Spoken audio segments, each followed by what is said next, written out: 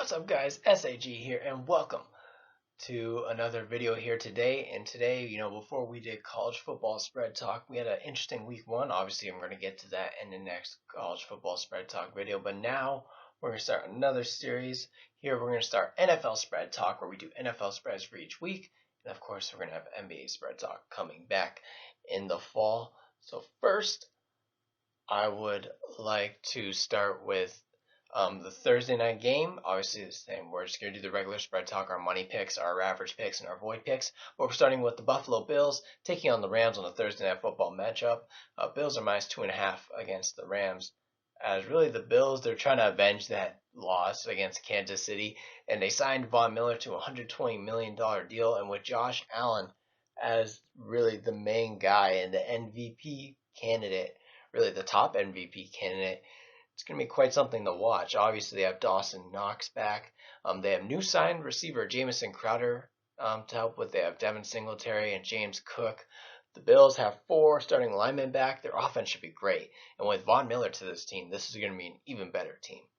With the Rams beginning their title defense, they have been obviously they're the reigning champions, and they lost several pieces, including Von Miller. They lost Andrew Whitworth. They lost wide receiver Robert Woods. But of course, they still have the main guys of Matthew Stafford and Cooper Kupp, and obviously who signed a 4-year extension. Now, the Rams, they lost Wood in a salary cap trade, really, but they also signed Allen Robinson II, and Cam Akers, is fully healthy. It's going to be a pretty interesting game. They replaced 2 of their offensive linemen as well, I'd like to mention, with Joe Noteboom and third-round pick Logan Bruss. So it's going to be pretty interesting. Looking at this game, this is a pick'em. I'm definitely avoiding this game. I'm just going to enjoy it, sit back and relax on my couch because these are 2 really good teams, and it's hard to really pick. But if I were to pick a team, I think Buffalo's just the better team. So I'll take them on minus 2.5. But I mean, guys, let's just watch and enjoy this game, okay? Like seriously, I don't know, man.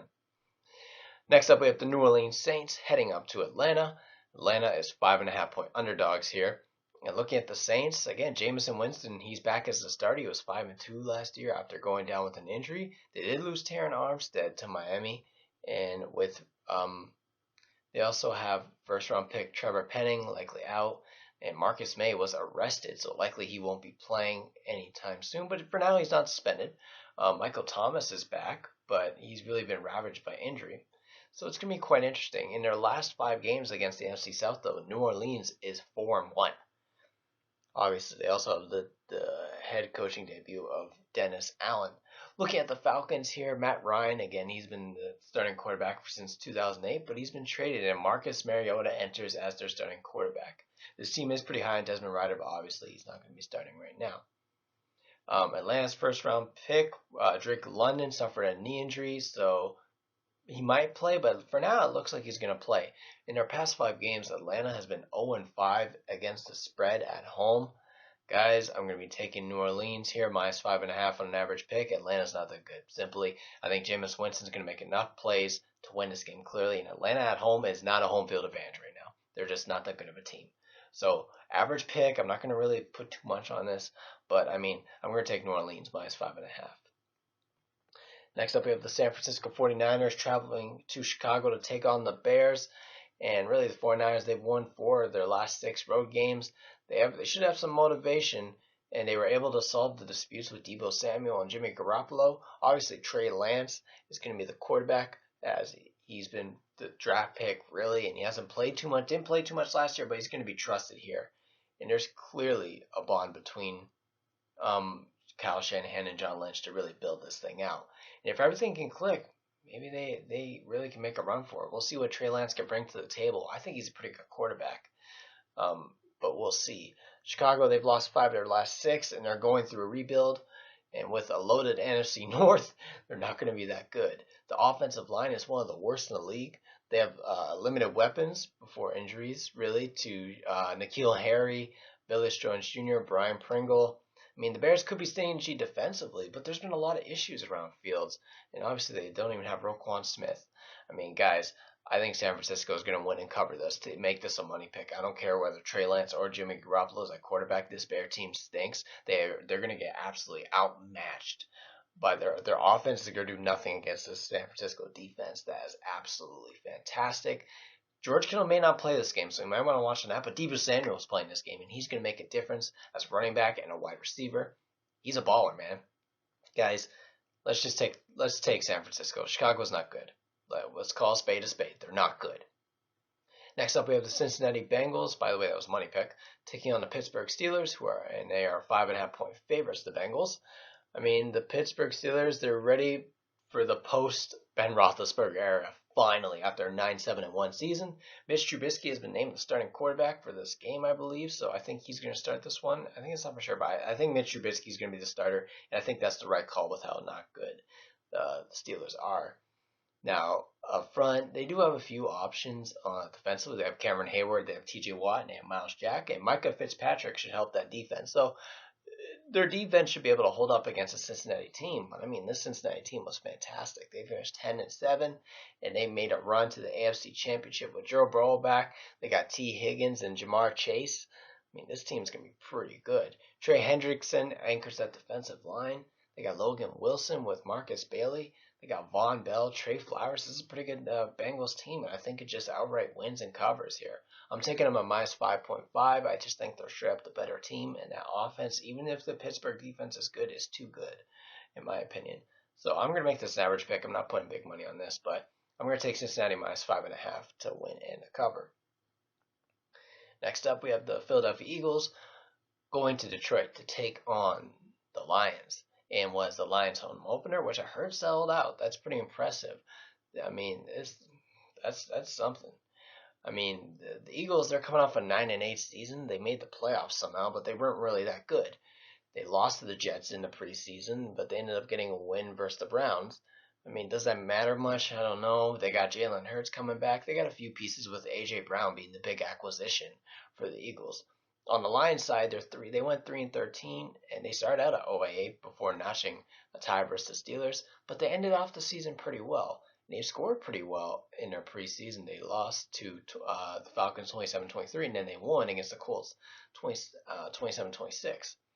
And then, of course, they lost 19-9 versus Pittsburgh. I mean, guys, I don't really know if I can trust this Eagles team to win and to cover in Detroit. I think Detroit's a much better team at home, and they're going to be pretty motivated for this game.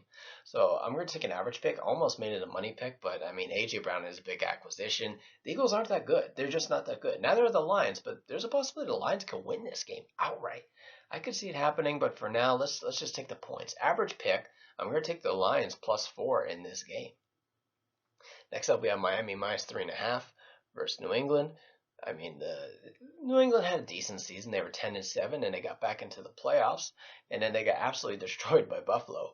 Mac Jones is back at quarterback. He had 22 touchdowns and 13 interceptions in his first year, and Damian Harris and Ramondre Stevenson make a pretty good 1-2 punch.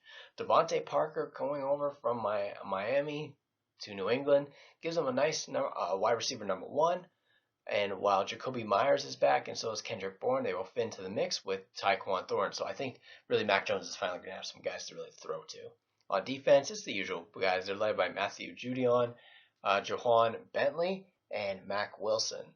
And they have Devin McCourty, Adrian Phillips, and Kyle Duggar, which are Bill Peppers, of course, in that secondary. In Miami, they're gonna make look to make some progress. They were 9-8 in 2021, and they missed out for the playoffs for the 5th year in a row.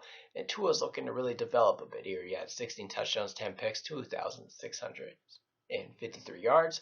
He's going to have many weapons, that's for sure. He's got Chase Edmonds coming over, and alongside Raheem Mostert and Myles Gaskin. And then they got the big acquisition of Tyreek Hill, along with Jalen Waddle and Cedric Wilson. They got lots of weapons. On defense, they've always been great. They got Waquan Davis and Melvin Ingram, Jerome Baker, and of course the one and only Xavier Howard's back. This is a great Miami team, guys. And I think it's going to straight out win this game, guys. Miami's just too good. They're really talented. I'm going to take them minus 3.5, and I'm going to take them on a money pick. I wish I would have got this at minus 2.5. Guys, don't buy New England. Don't buy on them. They're still the same team. Compared to Miami, look at the talent Miami has. Tua don't even have to do too much. They just get an established run and make a few play action throws and get Tyreek on that deep ball. I think Tua can do that. So I'm going to take Miami minus 3.5, make it a money pick. So with the Ravens, it's going to be very interesting. They're taking on the New York Jets. They're 7 point favorites, and there's some disputes going up, and we're not for sure, but likely, Lamar Jackson will start this game, but it's not for sure. Now, obviously, they do have Sammy Watkins, but he's gone too. They have Marquise Brown, he's gone. Mark Andrews will be still on this team, but I mean, Lamar Jackson doesn't have many options to throw to as they take on the New York Jets, who under Robert Salah they often looked bad, but they had some good times too. Zach Wilson will play this game, even though he had the injury in the preseason. And I mean, offseason kind of came and went with its fair share of high and lows. I mean, Elijah Moore seems pretty good, but unfortunately, Mekhi Becton, the offensive tackle, got injured. And a lot of people had high hopes on him. I mean, with this Jets team, they have a pretty good defense. They always usually do, but they don't have a good offense to match it. And I think with Lamar Jackson playing this game, I think Lamar's going to play this game. I'm going to take Baltimore -7. I think this is the Jets, guys. Come on now. You're going to take the Jets to keep this close? I think Lamar Jackson's too talented, and Baltimore's defense is too talented. I think all he's got to score is 20 points. Because I don't think the Jets are getting more than 10. And I'm serious. They're not that good. Joe Flacco is starting this game. I forgot to mention that. Joe Flacco is starting this game. So you're going to take Joe Flacco? I don't care if it's against his former team. He's not good. He's straight up not good. I'm taking the Baltimore Ravens here. -7 to win and a cover, making a money pick. Guys, come on now. You going to take the Jets? No. Next up, we have the Jacksonville Jaguars heading to Washington, who are 2.5-point favorites to take on the Commanders. And I mean, will this really be considered the first real season for Trevor Lawrence? I mean, obviously he played a lot, but he didn't really play well. He had a lot of criticism of his accuracy in that, but I mean, it was Urban Meyer. So it'll be interesting with Doug Peterson coming into the quarterback to help the QB here. I mean, Lawrence finally is going to get some help, really. Obviously, he had James Robinson. He's listed as questionable for this game, but he does have Christian Kirk and former Raider wide receiver Zay Jones now to join this team. I think this game will be a big test of Jacksonville, and Trevor Lawrence especially, to see if this guy's the real deal or not. Now, for Washington, they have a new start and a new QB in Carson Wentz. I mean, that says a lot. I mean, is he good? I don't know, man. But, I mean, Terry McLaurin's there. They got Antonio Gibson, a few weapons, and a pretty solid defense. I mean, guys, I don't really trust Jacksonville here, and I think Carson Wentz will be good enough. You just don't do anything dumb, and we'll be okay. They don't even have Miles Jack. So, I mean, I think this Washington team is just a bit too good right now. So I'm going to take the Redskins -2.5 in this game. Next up, we have the Cleveland Browns heading to Carolina to take on the Panthers, who are 1.5-point favorites. It's Baker Mayfield playing against his former team. And I mean, Cleveland's coming off really. If they got a fresh start, of course, they don't have Deshaun Watson, who suspended 11 games. They have Jacoby Brissett coming into the QB position. Now for the Panthers, obviously they were not too bad in preseason. Baker Mayfield, this is really, do we trust Baker Mayfield or not? Because he did win the job. But I mean, the answer to me is no. I think Cleveland is really talented all over the place. Baker Mayfield's not going to do much, guys. Let's call a spade a spade. He's not that good. I mean, McCaffrey might make a difference, but I mean, Cleveland's got running backs of their own, and they can pound the ball. Brissett, he'll make his plays. He's got Odell. He's got Jarvis Landry around him. He's got some good receivers. This Cleveland team's good. They don't need that good of a quarterback to win this game. I'm going to take the Browns +1.5 here. I think they're a pretty good team. Next up, we have the Colts -7 against the Houston Texans. Again, the Colts now, of course, they have Jonathan Taylor. They have Michael Pittman Jr., who's a pretty respectable number 1 receiver, and they have Quentin Nelson, and Ryan Kelly, who are fantastic linemen. And they also have big boosts on defense with Yannick Ngakoue and Stephon Gilmore. Now, the big question mark is Matt Ryan, whether he's going to be really the Matt Ryan we know that can be solid. And if he is, this Indianapolis team is a force to be reckoned with. Now, with the Houston Texans, I mean, they're in complete rebuild mode. Now, finally, Deshaun Watson's gone. Looking at this, the one thing I can really like about this team is their offensive line. They have Kenyon Green, Laramie Tunsil, Titus Howard, and Justin Britt. And it puts a bit of optimism. But I mean, with their QBs, they have Davis Mills at QB. He's not that good, I'll be honest. Defensively, I mean, their defensive backs, Jalen Pitre and Derek Stingley Jr. will be players to watch with growth. But this is a rebuilding project, and it's going to be a while. I think Indianapolis, I mean, when you have a great running back like Jonathan Taylor that can get it done, this is what's going to be the breakthrough. I think offensively they're going to be fantastic because Jonathan Taylor will set up Matt Ryan for some easy throws, and Michael Pittman Jr. will ball out. I think Indianapolis takes this -7, and they got the offensive line to win this game, guys. I think Matt Ryan will do just enough. He doesn't even have to do too much, really. Next up, we have the New York Giants taking on the Tennessee Titans, as the Titans are -5.5. For the New York Giants, they have, of course, Daniel Jones as their QB1, Tyrod Taylor, QB2. They have Kenny Galladay, who had a horrible season, and Kadarius Toney, and they welcome a second-round pick, Wan'Dale Robinson from Kentucky, to add to that receiving crew. And of course, they have Saquon Barkley back. That's a big thing. On defense, they made their splash at 5th overall by taking Kayvon Thibodeaux to anchor that defensive line. And as Azeez Ojulari, he will line up in the other defensive spot. And also, they have Xavier McKinney and Adoree Jackson. They don't have that too bad of a defense, to be honest, to keep hold with Tennessee. Now, the Tennessee Titans will be out to build after last season. Obviously, they drafted Malik Willis, which is a pretty interesting pick. And they have Ryan Tannehill and Derrick Henry back. But they also lost Julio Jones, and shockingly, they dealt A.J. Brown, which was pretty amazing. Now, the Titans think they have their new guy with first-rounder Treylon Burks. So hopefully he can kind of replace that void because they don't have the receiver in core anymore unless he really can step it up. They do have Corey Davis kind of as a number 2 receiver, who's pretty solid. Kevin Byard and Harold Landry are both back after finishing 1-2 in tackles last year, and they will try to anchor a run defense that was second in the NFL last season. And I think that's the key. Tennessee's got that run defense to get it done and to stop the Giants because Daniel Jones ain't going to throw the ball, guys. He's not that good. So I'm going to take Tennessee here. I think Ryan Tannehill is not as bad as people count him for. And this is the Giants, guys. They're not that good. So I'm going to take Tennessee here, -5.5, lay the points. And I think it was the average pick. I think the big one there, though, is the under. I think the under is fantastic. That would almost be a money pick for me. If I don't usually bet totals, but this under would be great. Next up, we got the Green Bay Packers taking on the Minnesota Vikings. Vikings are only 1.5 point underdogs. I mean, the Packers, they lost Devontae Adams. That's the big thing. And, I mean, the Vikings are not that good either. I mean, they got a defense that's kind of rebuilding, but Rodgers has no receivers to throw to. And Vikings, they still have their key pieces. I mean, with Eric Kendricks and a few others, Danielle Hunter. They got Zadarius Smith now. They got some pretty good guys.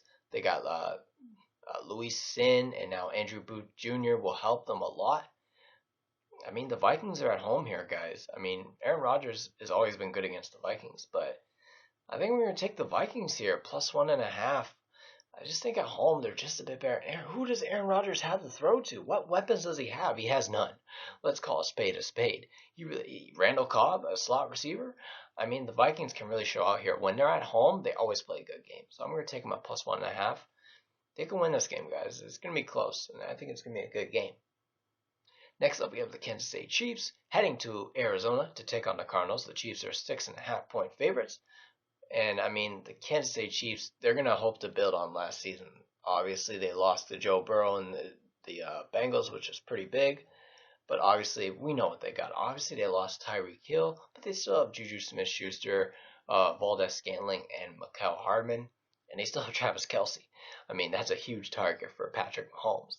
Now, on this defense, Chris Jones, he'll lead that pass rush, while Nick Bolton and Willie Gay headline the linebacking position with L'Jarius Sneed, Terry McDuffie, and Justin Reed leading that secondary.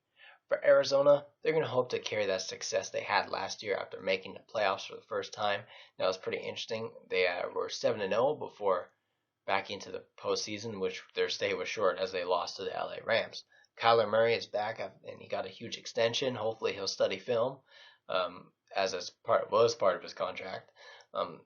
And he had 3,787 throwing yards, 24 touchdowns, and 10 picks. They have James Conner back with that ground attack, and they also have Marquise Brown now to complement A.J. Green and DeAndre Hopkins. That's a fantastic receiving core for Kyler Murray. Defensively, J.J. Watt leads the charge with Marquise Golden, Devin Kennard, and Nick Vigil. and they have Byron Murphy and Budda Baker in that secondary. I don't know here, man, guys. I'm just going to sit back and enjoy this game. But if I were to pick a team, I'm taking the Cardinals in the points because they're a pretty solid team. I think they're going to keep this a relatively close game. They're good enough to keep this close. But I really don't know. But again, it's Patrick Mahomes at the end of the day. But man, Arizona is at home. We're taking plus 6.5. And there's once in a while where Arizona just straight up doesn't show up and they get dominated. So could that happen again? I don't know. I think they'll be amped and ready for this game, though.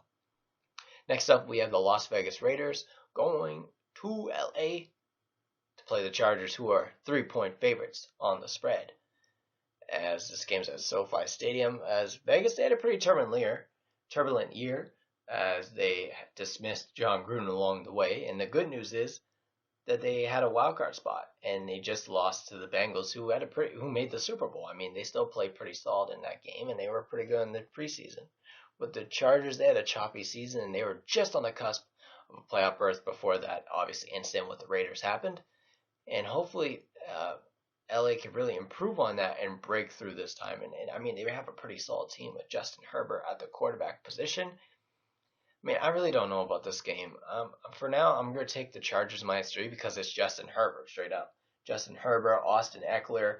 I mean, they do have Bosa to really help on that defensive end. I mean, this is a pretty solid Los Angeles team that I think can break through. They got Keenan Allen. They got a good defense, too. When the Chargers play the Raiders, it's always a fantastic game. But I think the Chargers are going to be just a bit better at home. And hopefully no kicking jinxes, because their kicking game is usually horrible when clutch moments. But I think the Chargers are going to get it done here. But I'm going to take a -3. Next up, we have Tampa Bay heading to Dallas. Tampa Bay's -2.5. Some bookies having a -1.5. Now, looking at Tampa, they're hammered on injuries with this offensive line. Ryan Jensen's injured, and he's going to be replaced. But by Hainsley, Robert Hainsley, but Hainsley's banged up too. And now, hopefully Hainsley will play. It looks like he will. I mean, Aaron Stinney is done for the season, and he was the leading candidate to replace Ali Marper, who's surprisingly retired. Now, Tampa, they project to have 3 new starters in the interior, 2 of whom will be making their first start in the NFL career. Now, they do have Chris Godwin and Russell Gage coming back a wide receiver, and I mean, the Bucs got Julio Jones. That's a pretty big receiver to get to pair with Mike Evans. Now, interesting, Brady's teams are 1-12 against the spread in primetime games, dating back to his New England days. Obviously, this will be the head coaching debut for Todd Bowles as Bruce Arians retired. Now, for the Dallas Cowboys, it'll be interesting as Mike McCarthy is on the hot seat probably. And, I mean, most of the NFL world thought he would be fired and Sean Payton would be hired. I mean, but for now, he's the Dallas assistant. I mean, yes, Dallas won the NFC East last year and had an NFL best 13-4 spread record, but they were upset at home by San Francisco, and that's going to sting. And this year, they're going to be without Tyrone Smith, who will likely be out until December with a hamstring injury that requires surgery. And for his career, I mean, the Cowboys, they're 17-16 without Tyrone Smith. They also have Michael Gallup and James Washington out, but of course, this means likely that the Bucs will likely double team CeeDee Lamb. I mean, this puts Jalen Tolbert into a big role immediately, and of course, they're going to try that big 1-2 punch of Ezekiel Elliott and Tony Pollard. As the Cowboys, they have covered 7 straight games as underdogs. Now, guys, look at that. Brady is 1-12 against the spread, and Dallas have covered 7 straight games as home underdogs. This screams that the Tampa's going to win this game. First of all, this isn't really much of a spread. This is Tampa going to win the game? Is Tom Brady going to win on prime time? And I'm going to answer that question is yes. This is the Dallas Cowboys, guys. I don't care what you say. I'm taking this all day. This is Tom Brady we're talking about. And Tampa still has that fantastic defense. And Dallas, they have Michael Gallup and James Washington out. This is going to be a really good game to watch. But I think Tom Brady, he's going to get this done. And they got Mike Evans, Julio Jones. Guys, money pick, Tampa -2.5. Hopefully you can get a -1.5. I'm really excited for this. I think Tampa's going to be all over them in this game. Next up, the Denver Broncos are minus 6.5-point favorites. They're taking on the Seattle Seahawks. Russell Wilson is going to his old stomping ground in Seattle for his first game in a Denver uniform. And, I mean, Wilson, he hasn't missed a game except for last year. He sat out 3. He's been fantastic. And, I mean, Wilson did lose a decent wideout in Tim Patrick, but they still have Cortland Sutton, Jerry Jeudy, KJ Hamler, and Albert Okawagbanam. I tried to pronounce that right. And he takes over for Noah Fant, who was traded. And I mean, this defense should be led by Patrick Surtain, who will be a Pro Bowler for years. And this will also be the head coaching debut for Nathaniel Hackett. This Denver defense is really solid. Obviously, they're not the Von Miller days, but I mean, this is a pretty good Denver team. I mean, they have the offensive weapons to get it done. They have a pretty solid defense. Now, with the Seattle Seahawks, I mean, it's reset now. When you trade Russell Wilson, it's reset. I mean, they do have Kenneth Walker, who is pretty impressive, but he's not likely going to be ready. Bobby Wagner, I mean, also left. I mean, they do have DK Metcalf and Tyler Lockett, but they got Geno Smith at quarterback, who won the starting job. I mean, I don't really know. I just think that the Seattle team isn't really that good. I just think they're not good enough, and Russell Wilson's going to be motivated, guys. I'm going to take Denver minus 6.5 in this game. Seattle's just trash. They're probably going to be one of the worst teams in the league. It's either going to be them, Atlanta, or Chicago. So here, I'm going to take Denver minus 6.5, and I believe that. Let me double check. I think I made that a money pick. Sorry, guys. The screen's kind of just. Yep, I made that a money pick. I mean, Denver's too good. Come on, guys. You got to take them at the points. But make sure you get them at minus 6.5 or minus 5.5 because you know how they can rig these games, man. This is a primetime game. They can rig this. Anyway, make sure you get the points here.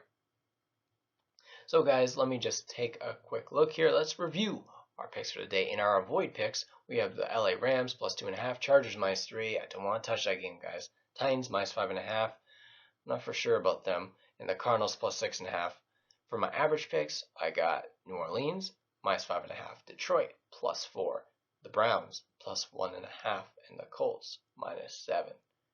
For my money picks, I have San Francisco minus 7, Baltimore minus 7, Denver minus 6.5, and Tampa Bay minus 2.5. Let me just check. Have I missed anything? Okay, I missed the Cincinnati game. I'm taking Cincinnati minus 5.5. Sorry, guys. That's going to be an average pick. And Miami minus 3.5, average pick. Washington minus 2.5, average pick. And that should be all. I'll add that to the list. Sorry about that, guys. I put Indianapolis, right? Going once, going twice. Scrolling up. Indianapolis. No. And Indianapolis. Sorry about that. Indianapolis minus 7, average pick. I just missed a few average picks there. It'll be up on the screen. I'll make sure to have it for the games I missed. I'm sorry about that.